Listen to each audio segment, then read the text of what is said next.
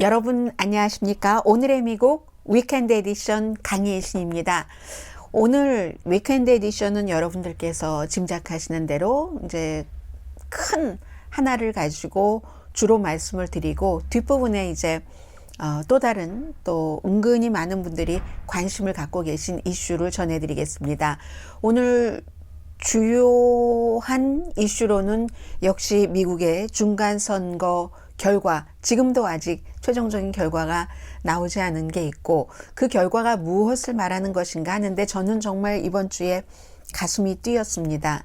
그냥 어떤 땐 뭐 사랑한다, 가슴이 뛴다, 뭐 열정이 가득 찬다 이런 말씀을 너무 귀하기 때문에 평소에 피하시는 분들이 많이 계시죠? 저도 그렇습니다. 그런데 가슴이 뛰었던 것이 제가 생각했었던 것보다도 그 한인분들을 포함을 해서 많은 미국의 사람들, 미국의 유권자들이 정말 우리가 교과서에서 들은 것 같아서 듣기도 싫고 별로 와닿지도 않는 것 같은 민주주의가 위험하다 하는 것을 상당히 많이 느끼고 그에 대해서 투표를 해주셨기 때문입니다. 바이든 대통령이 마음에 들지 않고 내 주머니에 돈이 조금 덜 들어가고 하는 것들이 분명히 큰 문제이기는 하지만 그보다는 미국이 민주주의가 망가져서 다른 나라들을 좋게 그 모델로서 이끌어가지 못하고 하는 것을 더 크게 생각했었던 사람들이 많은 게 이번 선거 결과였기 때문에 저도 무척 놀랐고 막 가슴이 뛰고 뭐 감사합니다. 뭐 이런 말씀도 드리고 싶고요. 야, 제가 많은 유권자 여러분들보다 훨씬 모자랐습니다. 이런 고백도 드리고 싶고 한 그런 그 중간 선거 결과입니다. 현재 로스앤젤레스에서도 그렇고 전국적인 결과도 우선 조금 말씀을 드려야 되겠죠. 로스앤젤레스 시장 선거 개표 결과 뒤집혔습니다. 어제 오늘의 미국을 방송할 때까지만 하더라도 리카 루소라는 정치 경험 없고 지금까지는 그 거대한 돈으로 투표를 사왔다고 해도 되겠죠. 그리고 물론 많은 한인분들은 뭐 한인 상공회의소를 포함을 해서 그가 비즈니스로 성공한 사람이기 때문에 비즈니스에 좀 유리한 정책을 쓰고 범죄 같은데 더 강하지 않을까? 뭐 공화당 출신이기 때문에 그런 생각을 하고 적극적으로 그를 지지하고 캐런 베스라는 후보를 LA 폭동 사건이 있었을 때 부분적으로는 틀리는 말, 부분적으로는 맞는 말, 부분적으로 맞는 말 가운데 그 당시의 시대 정신으로 보면 90년대 초로 보면은 우리도 이민 와서 겨우 자리 잡은 지 몇십 년 되지 않고 그렇기 때문에 다른 인종의 문화도 모르고 우리들도 실제로 조금 아프리칸 아메리칸들에게 뭐 무뚝뚝하게 대했다던가 그런 부분도 있죠. 어떤 부분은 전혀 한인들께서 그렇게 얘기를 했지만 사실과 다른 부분도 있었습니다. 그러면서 리카 루소 후보를 강하게 지지했었는데 어제로써 뒤집혔습니다. 저는 걱정을 합니다.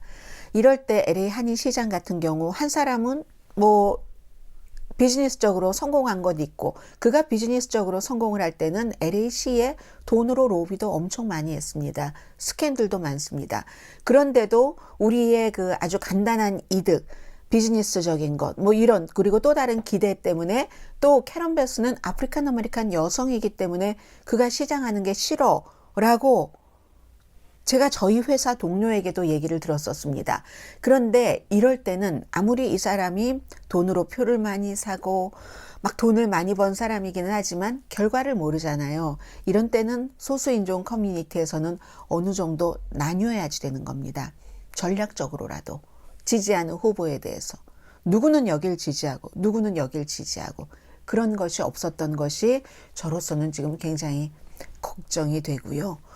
왜냐하면 오늘부터는 캐런 베스가 앞서가고 있습니다. 어제까지만 하더라도 리카 루소가 2,700표 앞서갔는데 이제는 우편투표 결과가 많이 나왔거든요. 우편투표를 본격적으로 개표해 보니까 5분의 3을 캐런 베스가 가져갔고 그리고 리카 루소가 5분의 2만 가져가고 있습니다.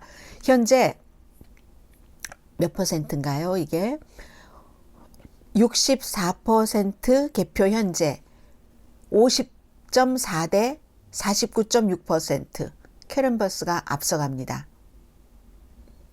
4,384표 앞서가고 있습니다. LA의 시장 선거의 유권자가 거의 한 150만 분 정도 되거든요. 그 150만 표 정도 투표한 게 그 정도 될 것으로 보고 있습니다.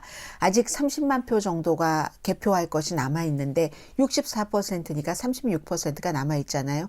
대부분은 우편 투표입니다. 지금 며칠째 우편 투표를 개표한 결과 캐런 베스가 앞서가면 이 추세가 이어질 것으로 보고 현재로서는 캐런 베스의 승리 가능성이 리 카루소의 승리 가능성보다 조금 높다고 보시면 그게 맞습니다. 그래서 이런 때는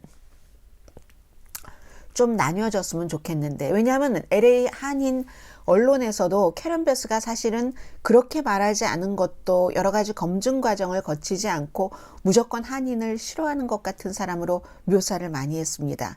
캐런 베스는 그런 것 모니터 안 하겠습니까? 감정이 안 남아있다면 좋지만 어느 정도의 감정이 남아있다면 한인 사회에 좋을 리가 없죠. 캐런 베스 현 연방 하원 의원이 LA 시장이 됐을 경우에. 그래서 저는 이게 이제 저의 First Focus는 한인 사회에 걱정이 된다. 왜냐하면 어느 후보가 되든지 정책은 거의 비슷할 수밖에 없습니다. 범죄, 홈리스, 주택 이런 것들이잖아요. 쉽게 고치기가 어렵습니다. 캐런 베스 아니나 리 카루소 아니나. 리 카루소가 더 담대한 안을 내놨기 때문에 캐런 베스 안보다 시행하기는 더 힘들다는 얘기도 되고요. 그래서 그 부분은 비슷비슷하다고 보고 한인 사회를 생각을 하면은 걱정이 된다. 이 말씀 드립니다.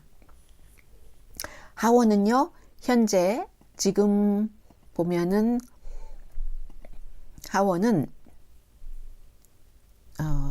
201대 211, 공화당이 211입니다. 218석이면 다수당입니다. 아직도 선거가 화요일에 있었는데 이런 경우는 그냥 그 다음날 바로 나와야지 되거든요.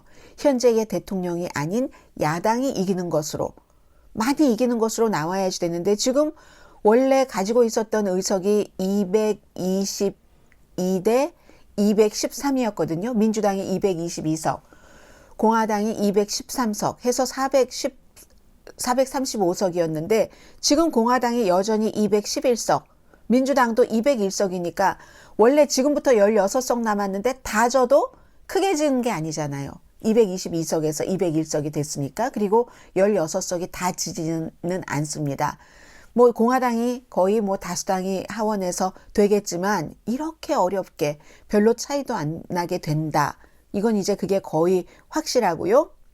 상원은 애리조나의 마크 켈리 현 민주당 의원이 브레이크 마스터스, 이 사람 트럼프의 지지를 받았고 페이팔의 공동 그 창업자인 피터 틸 돈 엄청 기부했습니다. 그런데 결국은 마크 켈리가 이겼습니다. 그래서 상원은, 연방 상원은 지금 49대 49입니다. 두 의석이 남았어요. 조지아는 12월 6일에 결선을 치른다고 하니까 그렇게 하고, 네바다도 LA와 비슷하게 지금 가고 있습니다. 지금요 0.1%포인트 민주당 현 의원이 지고 있습니다. 0.1%예요. 그런데 여기도 역시 우편 투표를 개봉해 본 결과, 개표하는 결과 이렇게 0.1%, 지금 7% 정도 남았거든요. 뭐 몇만 표 남았다는 거예요. 한 6만 표 정도 남았는데 862표 지고 있습니다. 캐서린 코르테스 마스토, 미국 최초의 그리고 유일한 라티나 연방 상원 의원이 아담 락솔트라는, 역시 부정선거 주장하고 트럼프가 강력하게 지지하는 공화당 강한 도전자였었죠. 항상 남아있는 투표는 우편투표가 많고 우편투표는 민주당에 유리합니다. 공화당이 부정투표를 운운하면서 우편투표를 많이 막았었기 때문에. 그래서 네바다도 지금으로서는 며칠 전까지만 하더라도 아담 락솔트, 곧 공화당 도전자가 강할 것이다 라고, 강하다라고 판단을 했었는데 지금으로서는 추세상으로 이 민주당의 현 의원이 의석을 지킬 그럴 그 확률이 점점 높아진 거죠. 그럼 네바다에서 민주당이 의석을 또 지켰어요. 그렇다면 50대 49가 되기 때문에 공화당이 설령 조지아주에서 이겨도 민주당이 다수당을 지키는 겁니다. 그럴 가능성이 높고요. 그러면 만약에 네바다를 공화당이 가져갔어요. 그렇게 되면 그렇게 되면은 49대 50이 되는 거죠. 공화당이 50, 49. 그때 조지아가 한 석이 남아 있어서 조지아에서 민주당이 가져가면 민주당이 이제 또 기회가 있는 겁니다. 50대 50 플러스 부통령의 상원 의장으로서의 한 표 하니까 그게 51대 50이 돼서 민주당이 지금 훨씬 유리한 겁니다. 네바다도 이 추세라면 민주당, 그리고 이제 그렇게 되면은 조지아는 져도 돼요. 조지아는 져도 민주당이 다수당이 되는 겁니다. 50대 50이기 때문에. 그런데 조지아주에서 지금 공화당이 이긴다? 장담할 수 없죠. 조지아가 트럼프 전 대통령의 무덤이 될 수도 있다고 보는 사람이 많습니다. 허셜 워커라는 가장 이슈가 많았던 넘버 1, 2 후보 가운데 한 사람인데, 허셜 워커가 지금 현재의 역시 민주당입니다. 민주당 상원 의원인 이 라파엘 워너 의원에게 공화당의 허셜 워커 도전자가 약간 차이로 지고 있거든요. 그래서 이것은 어떻게 될지 모른다 하더라도 허셜 워커가 지금요, 트럼프 전 대통령이 아니라 플로리다주의 론 디센티스 플로리다 주지사, 공화당에서 가장 지금 아주 뚜렷한 우뚝 솟는 승리를 한 사람이잖아요. 그 사람에게 SOS를 요청한답니다. 론 디센티스가 그 요청을 받아들일지는 알 수 없죠. 왜냐하면 이길지 질지 모르는 곳이니까. 그런데 본인은 지금 가만히 있어도 올라가는데, 만약에 본인이 지지를 했는데도 지고 말면 좀 손해잖아요. 그리고 또 하나, 트럼프 전 대통령이 지금 공화당에서 트럼프를 멀리하게 하고 론 디센티스를 끌어들인다? 그 캠프 자체에서도 그런다? 트럼프 전 대통령이 얼마나 또 폭발을 하겠습니까? 어쨌든 조지아에서 트럼프가 선거 유세를 하건 하지 않건 허셜 워커가 이기면 트럼프에게 또 한 번의 약간의 기회가 되고, 지면은 이제 트럼프에게는 굉장히 힘들어지는 거죠. 힘들어져도 저는 트럼프 전 대통령이 2024년도 재선 출마하리라고 생각은 합니다만은, 그리고 나가면 후보가 될 확률이 아직까지는 많다고 봅니다. 론 디센티스보다도. 론 디센티스의 이번 결과는 로널드 레이건만큼 거의 20% 차이로 민주당 후보를 누르고 당선된, 이 경우는 뭐 역사적이지만 플로리다주에서 한정이 된 것이니까 그것을 발판으로 이제 전국적인 지지율이나 인지도를 높여가게 할 거고요. 그렇게 됐습니다. 그래서 이제 이렇게 LA 시장 선거 다시 민주당인, 진짜 민주당인 그런 캐런 베스에게 유리하게 되고, 지금 네바다도 민주당 현 의원에게 유리하게 되고, 이제 여기까지 말씀을 드렸고요. 웨이브가 아니라 정말로 잔물결 중에서도 잔물결이 된 뭐 여러 가지 이유가 있겠죠. 이 정도면 정말 슈퍼 크로스 선거죠. 인플레이션이 8%였을 때, 8%가 넘었을 때, 대통령 지지율 40% 아래였을 때 어떻게 웨이브가, 레드 웨이브, 공화당 웨이브가 물결 파도가 안 나오고 민주당이 이 정도로 예상보다 잘할 수 있었는가. 여러 가지 이유가 있겠죠. 낙태 문제도 그렇고, 많은 유권자가 그런데 중요하게는 바이든을 싫어해도 이건 아니지, 옮겨 타자, 스윙 보터, 온건한 공화당, 그렇게 많이 생각을 했고, 트럼프 전 대통령의 개입도 문제가 되고, 왜냐하면 트럼프 전 대통령이 딱 이긴 사람들도 있어요. 그렇지만 정말로 이겨야지 될 때서 지금 다 져버렸잖아요. 그렇기 때문에 트럼프의 그 스페셜 파워가 공화당을 상처내고 말았다. 공화당 내부에서도 파벌이 더 깊어졌고, 그리고 나머지 유권자에게는 조롱의 대상이 되는 거죠. 루저, 실패자, 심지어 그를 그동안 그 임기 내내 너무 강력하게 떠받들었던 팍스뉴스, 월스트리트저널, 뉴욕포스트 전부 루저라고 얘기를 하고 있잖아요. 그래서 이번에 보니까 졌어도 이기는 길도 있습니다. 분명하게 이긴 사람은 지금 그 바이든 대통령은요, 지난 20년 동안 현직 대통령으로서 중간 선거를 가장 잘 치른 사람입니다. 물론 트럼프는 이때에 하원 의석을 41개나 잃어버렸으니까. 오바마도 그것보다 더 많이 잃어버린 때도 있고. 그렇기 때문에 바이든 대통령은 본인이 원하면 나이가 아무리 많아도 82살 투표할 때쯤 81살이 되겠네요. 그리고 조금 지나면 82살 되겠네요. 그래도 투표할 때 그렇죠. 그래도 본인이 원하면 막을 길은 없는 거고. 론 디센티스 플로리다 주지사요. 낸시 펠로시 하원 의장 졌지만 이겼습니다. 의석을 별로 잃어버리지 않을 것이기 때문에. 그래서 낸시 펠로시 하원 의장도 그동안 저 사람 좀 물러났으면 좋겠다라고 사람들이 얘기를 했는데 압박에 의해서가 아니라 본인이 결정해도 누구도 뭐라고 하지 않을 그럴 순간이 온 거죠. 역시 82살입니다. 놀랍지 않습니다. 계속 의회에 머문다고 할지라도 낙태 지지한 사람들 성공했죠. 많은 여성들이 유권자 등록을 했었고 중요한 선거마다 펜실베니아 상원, 펜실베니아 주지사 이런 많은 곳에 여성들이 나가서 거의가 트럼프 전 대통령의 지지를 받는 사람들이 낙태를 강하게 반대하는 사람들이니까 거기에 싸워서 트럼프의 후보를 떨어뜨리고 민주당을 뽑아줬으니까 낙태를 지지한 사람들. 그리고 좀 믹스드 된 사람도 있죠. 케빈 맥카시의 경우는 공화당이 하원에서 다수당이 될 것이니까 다음번에 하원 의장이 되는 거잖아요. 그럼 이긴 건데 너무 약해서 민망할 정도로. 그래서 이기긴 이겼지만 좀 그렇다. 그리고 부정선거 주장자 가운데서 이긴 사람도 몇몇은 있어요. 그런데 이겨도 약하게 이겼다거나.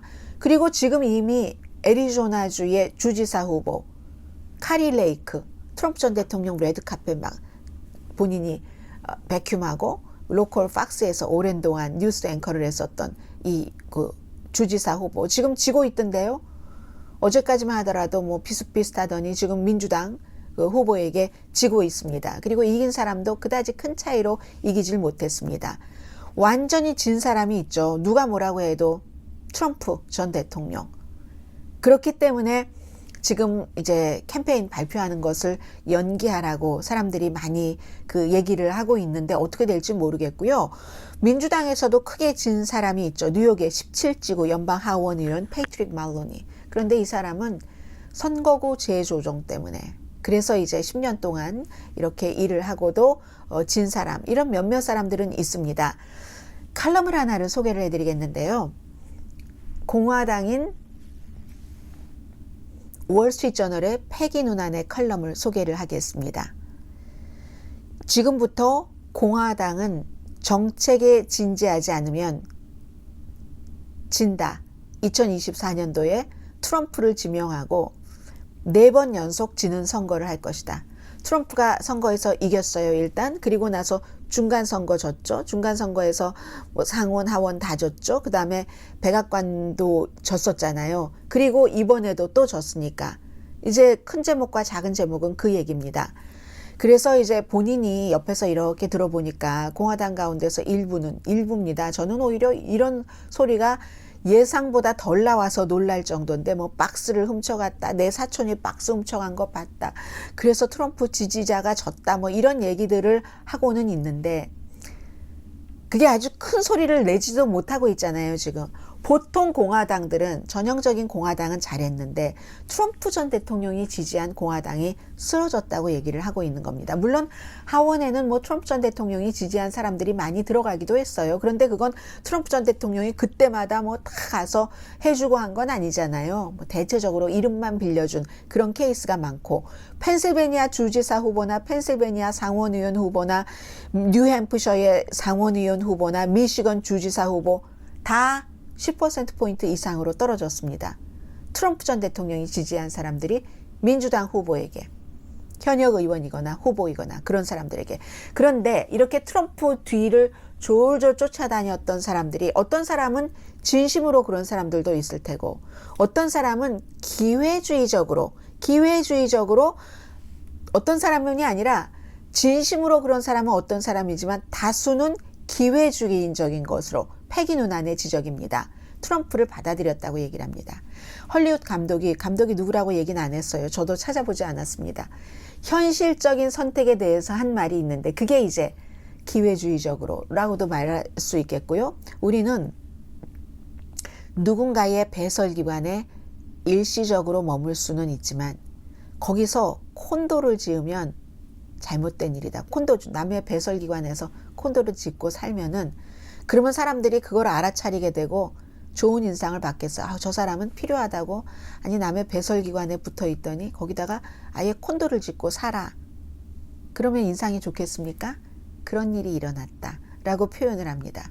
트럼프가 마치 마술봉을 쥔 것처럼 공화당은 정말 오하이오주 미시건주에서 40년 만에 처음으로 상원을 잃어버렸습니다. 트럼프가 지지한 후보들이 적기 때문에. 뉴햄프셔 어디 다 마찬가지예요. 제가 여러분들께 말씀드렸던 뉴햄프셔에 처음에 딱 봐서 민주당 그 현 의원이 이기면 안심하고 트럼프가 지지한 사람이 이기면은 불안하다라고 했는데 트럼프가 지지한 사람이 어마어마한 차이로 졌기 때문에 그리고 론 디센티스가 거의 20%포인트로 이긴 것은 트럼프와 다른 길을 갔기 때문에 일을 했기 때문에 그가 론 디센티스가 한 일이 마음에 들건 마음에 들지 않건 플로리다의 유권자들은 만족을 시켰기 때문에 그에 비해서 트럼프 후보들은 기이했다고 표현을 합니다. 경험도 없고 의미 없는 투쟁을 했고 순전히 비정상, 스캔들만 많고 그렇기 때문에 도널드 트럼프가 공화당의 브랜드를 또 한 번 망쳤다. 공화당은 앞으로 정책에 집중하지 않으면 그러면 또 이렇게 저렇게 하다가 트럼프에게 말려서 트럼프를 공화당의 대선 후보로 지명하고 또 지고 말 것이다 하는 게 패기 누난 칼럼니스트의 예언입니다. 트럼프가 불 속으로 막 들어가잖아요. 불 속으로 들어가면 그 주변 사람들도 어느 정도는 그 더운 기운, 그들의 몸도 뜨거워지기 시작할 것이다. 각성하고 이슈에 집중을 해서 다른 사람을 선택해서 이겨라 라고 얘기를 합니다. 론 디센티스도 있지만 트럼프 전 대통령이 이미 공격하기 시작하는 버지니아의 글렌 영킨 주지사도 있잖아요. 패기 누난이 공화당이면서 지난 몇 년 동안 계속 받았던 이메일이 저도 쭉 봤기 때문에 아는데 이 칼럼을 쓰면은 처음에는요 100% 막 사람들이 그 월스트리트저널에 달라붙어서 댓글에서 패기 누난이 트럼프에 대한 잘못, 트럼프가 잘못하고 있는 것 이런 것들에 대한 칼럼을 많이 썼기 때문에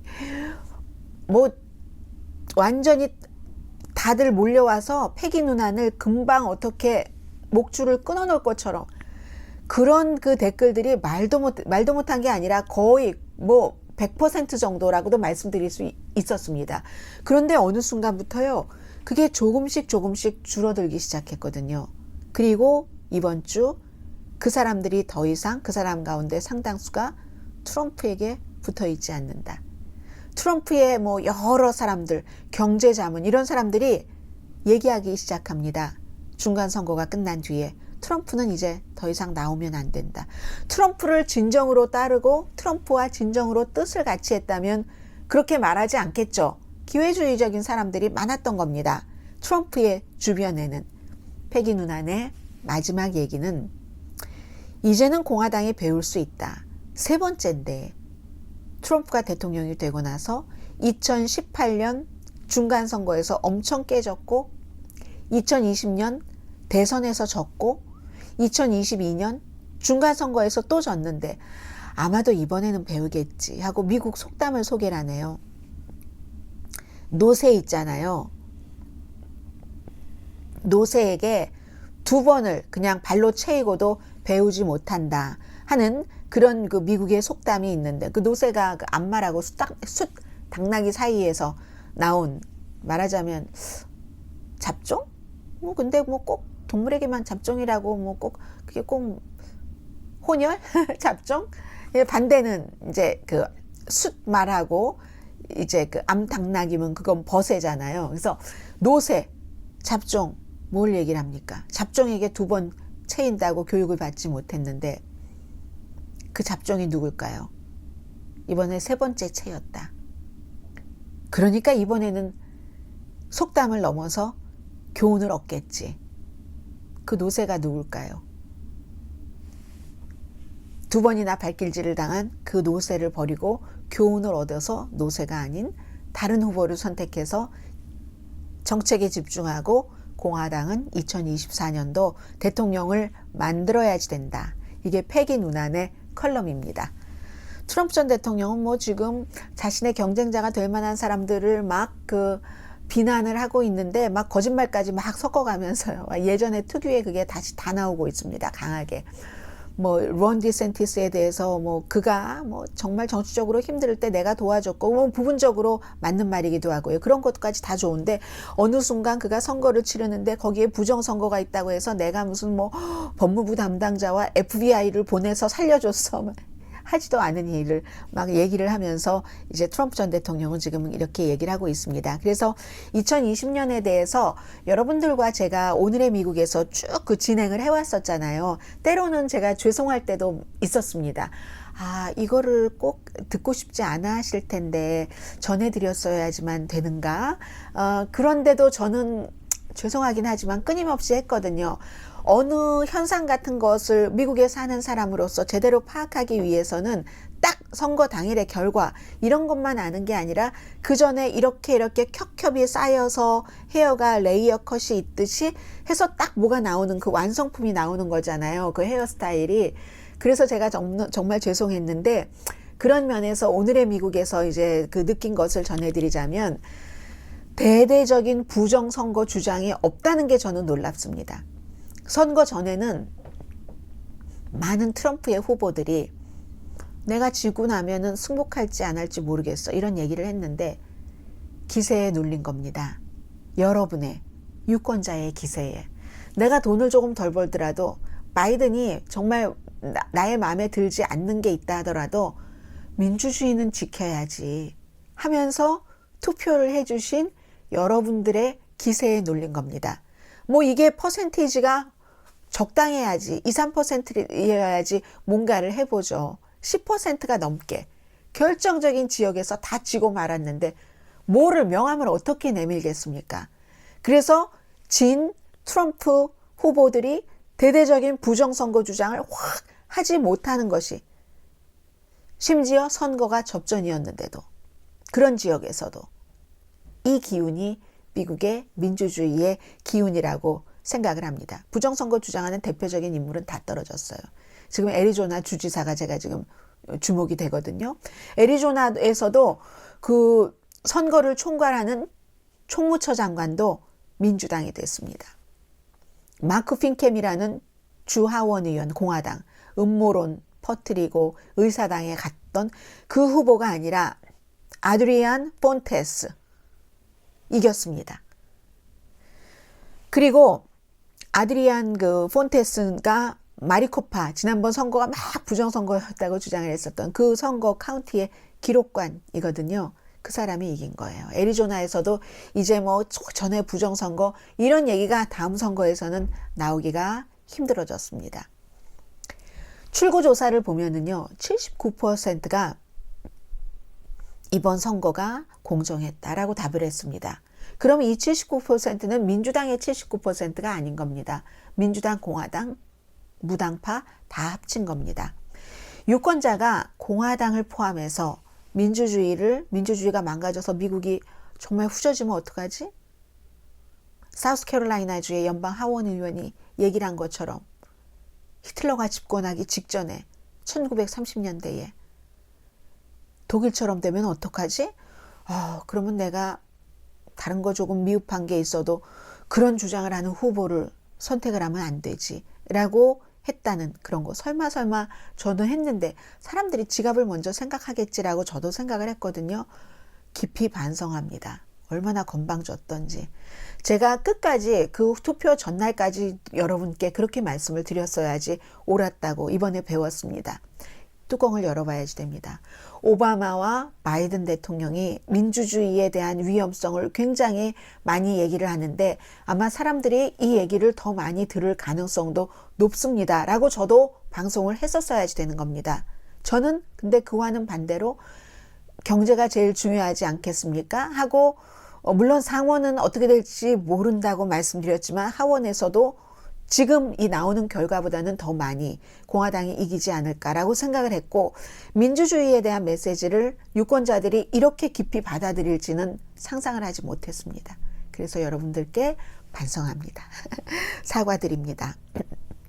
그리고 이번 선거 보면은요, 민주당의 그 극단적인 그것을 피한 결과도 많아요. 여러분들께 큰 선거만 전해드려서 그렇지, 무슨 교육구라든가 뉴욕에서 이런 것들 보면은, 물론 그것도 저는 어느 정도 극단적이라고 생각은 하고 있지만, 에이시안 아메리칸들이 특히 공화당에 엄청 투표했어요. 성적만 가지고 학교에 보내자고. 저는 그게 좋다고는 생각하지 않습니다. 이미 아주 미국의 유명한 혁신적인 회사에서는 대학 졸업장 이런 거 안 보거든요. 그 사람이 지금 이 학과에 들어와서 무슨 일을 할 때 그것을 얼마나 잘할 수 있는가 이런 것을 보지, 회사에서도. 그렇기 때문에 꼭 대학교 졸업장, 뭐 아이빌리그 대학교 이것도 아니라니까는요. 그런데 지금 에이시안 아메리칸은 코리안 아메리칸을 포함해서 아이빌리그에 들어가야 되는데 우리 아이가 점수가 이렇게 좋았는데 뭐 인종적인 거를 다양성을 한다고 우리 아이를 떨어뜨리고 아프리칸 아메리칸 라틴 이렇게 얘기를 하시는 분이 많은데 저는 거기에 동의하지 않는다는 겁니다. 그러면 이제 공부도 한인 학생들 중에서도 비싼 과외 못하고 무슨 성적이 조금 덜하고 어디 아주 부유한 집에 아이들이 가는 캠프 가서 막 뭐 써내고 이러는 거 못한다 하더라도 오히려 그런 걸 못했기 때문에 어려운 가정에서 그 정도라도 점수를 받을 수 있는 학생들을 뽑습니다. 아이빌리그에서. 이것도 생각을 하셔야죠. 네. 그런데 아무튼 선거 결과는 이 교육부에서 뭐 이런 성적 순서대로만 하면 안 돼 하는 교육위원들 다 떨어뜨리고 샌프란시스코에서 뉴욕에서도 에이시안 아메리칸이 주축이 돼서 그랬잖아요. 이런 이쪽의 극단적인 원래 민주당의 아주 극단적인 정책도 문제지만 유권자들의 극단적인 어떠한 부분적으로는 이기심이라고 말할 수도 있고요. 그런 것도 걱정이 된다. 어쨌든 그랬어요. 그리고 G세대 말씀드렸죠. 최초의 25살 젊은 아프로-쿠반 연방 하원 의원이 플로리다주 민주당에서 나온 것. 또 하나는 미국에서 제가 놀랐던 것은 성소수자들이 이번에 굉장히 많이 나왔다는 것. 2020년보다 18% 증가했는데요. 후보들은 50개 주와 워싱턴 DC에서 후보들이 다 나왔습니다.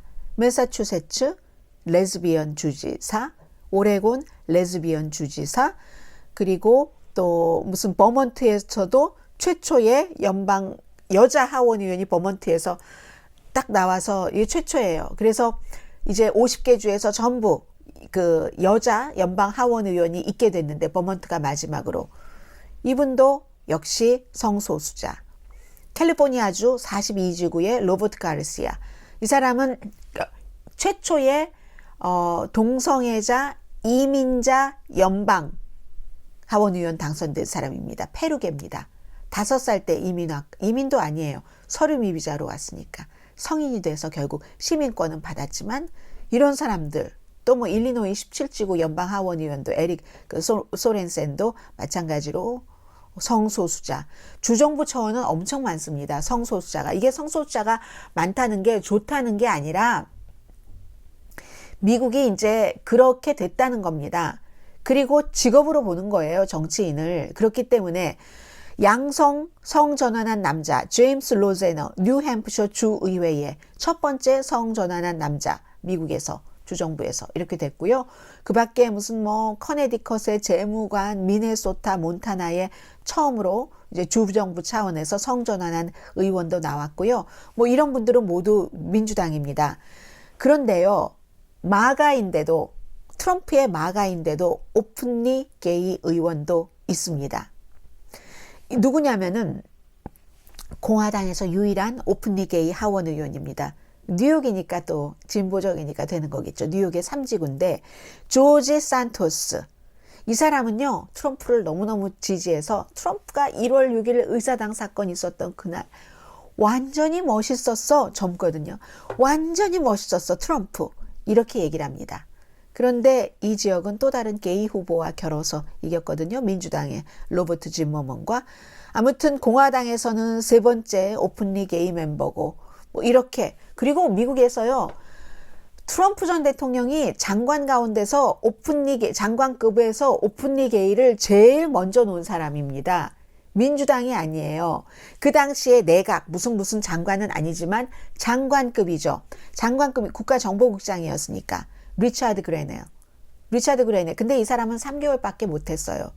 그런데 그 뒤에 바이든 행정부 들어와서 그 의회의 인준을 받은 최초의 장관이 나왔죠. 그게 바로 지금 조용히 일을 아주 잘하고 있는 피트 브리저즈 교통부 장관. 예비선거 때 바이든 대통령과도 겨뤘었던. 이렇게 이제 미국이 성소수자들에 대해서 이번에 많이 뭔가가 바뀌어졌다는 것이고, 에이시안 아메리카는 이번에 선거에서 60%가 민주당을 찍었습니다. 2018년도에는 77%였거든요. 좀 전에 말씀드린 뭐 교육에 있어서 이런 것들이 많이 좌우했고, 공화당이 워낙에 그 아시안 아메리칸을 리크루트를 많이 했어요. 후보로도 리크루트를 많이 해서 영김 의원이나 미셸 스틸 의원 당 차원으로 엄청나게 많이 지원을 받았거든요. 그렇게 당에서 민주당의 그 아시안 아메리칸에게 다가온 것도 있고, 그리고 라티노도 2018년도에는 70%가 민주당을 찍었는데 이번에는 60%로 줄어들었습니다. 이것도 공화당의 뭐 소수 인종과 같이 합치지 않으면 이제 공화당은 안 되는 거예요. 그런 것들을 그대로 보여준 선거다 하는 느낌이 있고요. 마지막으로 말씀드릴 수 있는 것은 지난 한 10년, 뭐 트럼프의 한 7년과 7년 정도 하니까 거의 10년은 시진핑, 블라디미르 푸틴, 트럼프 이렇게 굉장히 좀 권위적이고 인기 영합적인 그런 사람들이 세계를 막 쥐고 흔들었잖아요. 그런데 이번에는 출구조사 보면은 60%의 유권자가 트럼프 정말 별로야. 이건 공화당, 민주당 다 포함한 거잖아요. 그리고 거의 비슷한 58%는 마가, 트럼프가 늘 말하는 미국을 더 위대하게 Make America Great Again. 이게 미국의 위협이 된다. 이게 민주주의의 위협이 된다는 얘기잖아요. 그런 생각이 하는 사람들이 많다는 거. 그러나 이제는 그 마가라는 그룹은 미국에 뿌리를 내렸고 앞으로도 계속 트럼프는 사라져도 그 힘은 남아있을 겁니다. 다만 유권자가 이번에 벽을 조금 만든 거죠. 그리고 트럼프도 대통령이었을 때만큼 그 영향력을 크게 미치지 못한다는 것. 이런 인기 영합, 권위주의 같은 것을 미국의 유권자들이 조금 이렇게 떨쳐버렸다는 것을 느꼈고요. 또 하나는 일 잘하는 사람은 뽑더군요. 오하이오주의 그 마이크 드와인 공화당 주지사 재선됐습니다.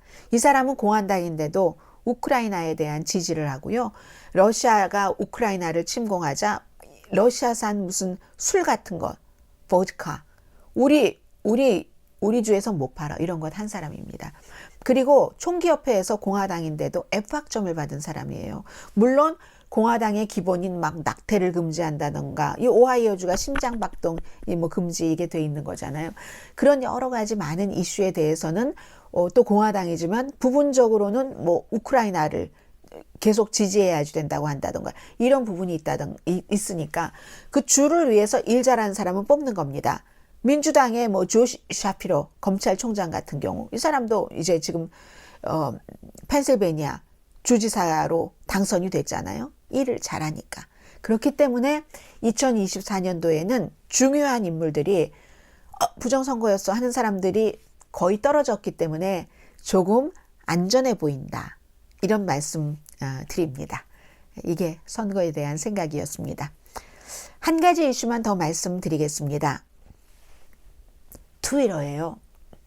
트위터에 은근히 사람들이 관심이 많은데 트위터의 그 CEO인 일론 머스크가 우리가 한 번도 가져보지 못했던 물건들, 너무 좋다는 테슬라 전기 자동차나 우주 왕복선 스페이스X 회사를 통해서. 이런 것들을 만들었는데 트위터와 전기자동차, 우주왕복선은 성격이 달라서 지금까지는 문제가 많은 것 같습니다. 이 일론 머스크는요, 미국 기업 역사상 가장 직원들에게 요구를 많이 하고 변덕스럽고 그런 보스로 평을 받고 있습니다.